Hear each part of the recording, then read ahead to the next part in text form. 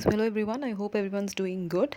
So if you're type 1 diabetic or if you're type 2 diabetic patient, you should know about the basics of insulin care. So in this particular session, we will try to understand what are the various things that you should do or you shouldn't do if you are taking insulin on a daily basis. So if you are taking insulin, the various factors that you should consider are the following. That is, first of all, clean the site before injecting. You can use either an antiseptic lotions or even any alcohol-based pads that are available.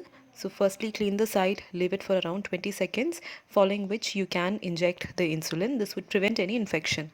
Now, secondly, the various sites where injection of insulin can be given are those of abdomen, thighs, as well as arms, where the fat content is high. Also important is to note that you should always switch the site. That basically means that if you are injecting at one particular site today, tomorrow you should inject at least 2 inches away from the first site and so on.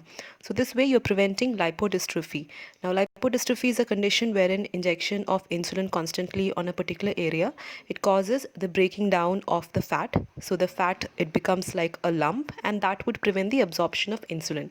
So to prevent this particular condition, that is a lipodystrophy, you should switch the site. It's also very important that you check your blood sugar constantly, or you keep a track of the blood sugar by having a blood sugar tracker. Hence, you should have a glucometer at your home and keep a check on the sugar levels. Now, as I have mentioned in my previous videos too, the carbohydrate level should be minimum in your diet.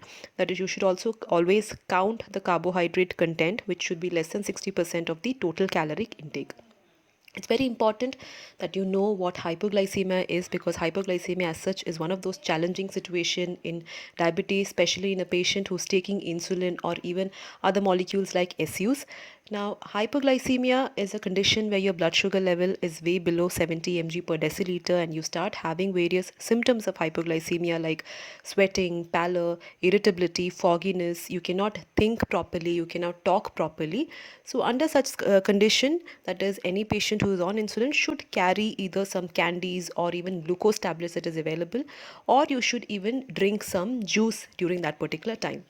It's also advisable that you inform your family members or even your friends that you're taking insulin, so that under situations where you're having a hypoglycemic episode, there is somebody to help you out to administer glucagon or even Glucon-D tablets.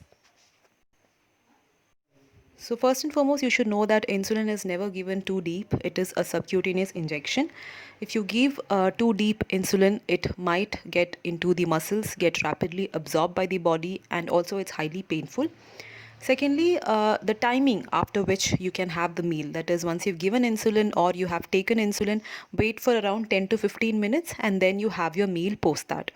Now, in situations where you've either missed your insulin or if you've had high doses of insulin, in both of these conditions, please do not panic. First and foremost, you call up your doctor. If you've taken too much doses of a higher dose of insulin, eat something carbohydrate rich diet or a juice or even a Glucon-D tablets or a candy. Now, in case where you have not taken insulin levels or insulin, or if you have missed the dose, again during that condition you have to call your doctor, and your doctor might suggest you to take a rapidly acting insulin.